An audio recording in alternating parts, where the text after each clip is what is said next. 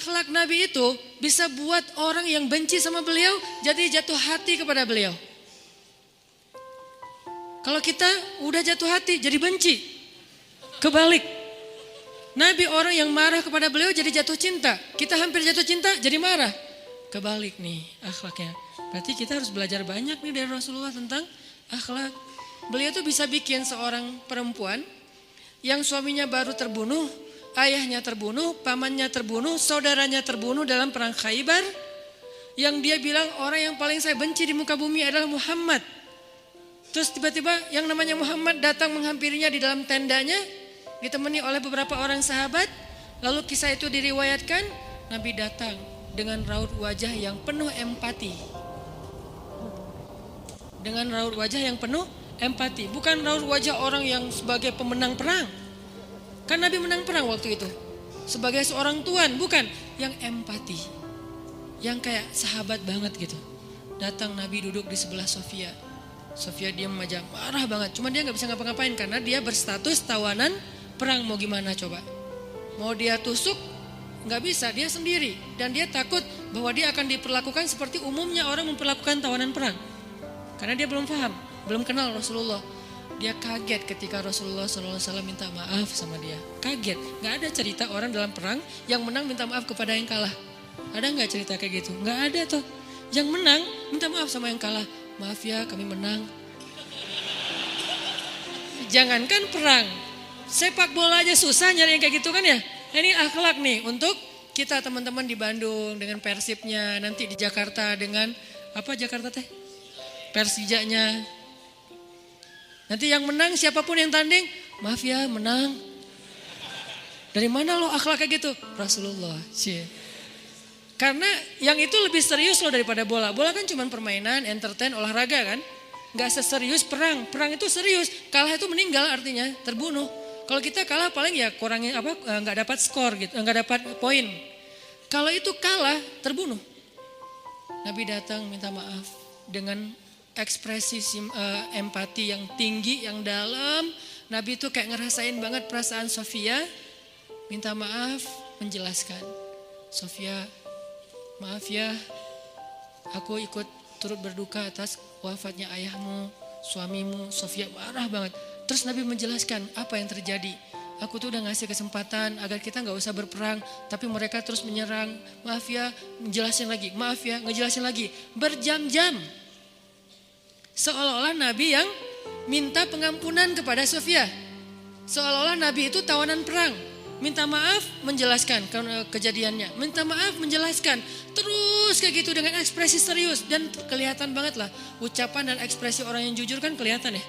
Jujur bahwa beliau tuh empati banget. Bahwa beliau juga berduka. Terus sampai Sofia dari yang tadinya lihat ke bawah nunduk marah. Lama-lama ngelihat ke arah Rasul. Ngelihat ekspresi Rasul serius banget. Malah dia jadi kasihan. Sampai akhirnya dia jatuh cinta kepada Rasulullah SAW.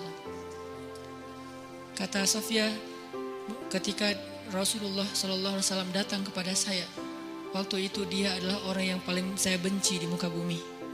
Tapi dia terus meminta maaf dan menjelaskan. Meminta maaf dan menjelaskan. Sampai akhirnya dia menjadi orang yang paling saya cintai di muka bumi. Akhlak Rasul.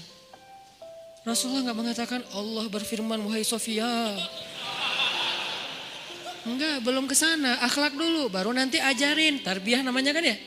Sesungguhnya di dalam Al-Quran ada ayat tentang orang-orang yang kafir yang telah mati terbunuh. Enggak, Rasulullah tuh tahu. Jangan ngomongin tentang ayahnya yang mati terbunuh, ibunya yang pamannya, suaminya yang mati dalam keadaan kafir. Nabi enggak mau ngomongin itu, kenapa? Menjaga perasaan Sofia. Kok masih dijaga sih perasaan? Kan mereka beda agama, mereka orang kafir. Inilah akhlak Rasul. Sehingga Nabi membahas yang membuat Sofia merasa kayak dihargai. Sebagai seorang janda, sebagai seorang perempuan, sebagai seorang yatim. Sebagai seorang tawanan. Sehingga dia takjub dengan akhlak Nabi. Akhirnya dia cerita. Ya Rasulullah. Belum beriman udah manggil. Ya Rasulullah. Saya pernah bermimpi. Bahwa dalam mimpi saya melihat ada rembulan di atas kota Madinah. Lalu jatuh ke pangkuan saya. Jibril turun bilang ke Rasulullah, apa maksud dari mimpi itu? Tahu gak Rasulullah apa maksud mimpi? Apa Jibril? Maksudnya rembulan itu kamu. Maksudnya dia akan jadi istri kamu di dunia dan akhirat. Rasulullah langsung, aduh gimana ya? Rasulullah juga orang yang ra'fah banget tuh. Bil mu'minina ra'ufun rahim tuh Rasulullah. Gak enak, kan dia masih janda baru meninggal suaminya. Masa saya lamar gimana ya? Kata Jibril, ya Rasulullah, Allah suruh engkau melamar dia untukmu. Menjadi istrimu di dunia dan di akhirat. Rasulullah dengan gak enak hati mengatakan, Sofia, aku ingin melamar kamu. Sofia, gimana ya? Itu mah cewek ya. Saya mencoba untuk menghayati kisah ini dari angle cewek elegan ya. Bukan cewek biasa, oh boleh gak apa-apa sih, gue sih enggak.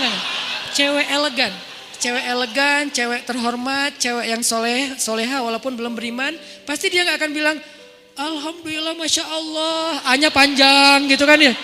Terus pakai emoticon berderai-derai, enggak. Dia terhormat. Dia akhirnya saya terserah gimana baiknya aja, menikahlah Nabi dengan Sofia. Modalnya apa? Akhlak. Bukan mahar yang besar, bukan akun sosial media followersnya paling banyak, bukan eksistensi, bukan gaya-gayaan, bukan datang bawa mobil mewah, datang bawa akhlak. Ini kayaknya modal kita belajar juga nih gimana cara ngelamar calon istri, akhlak.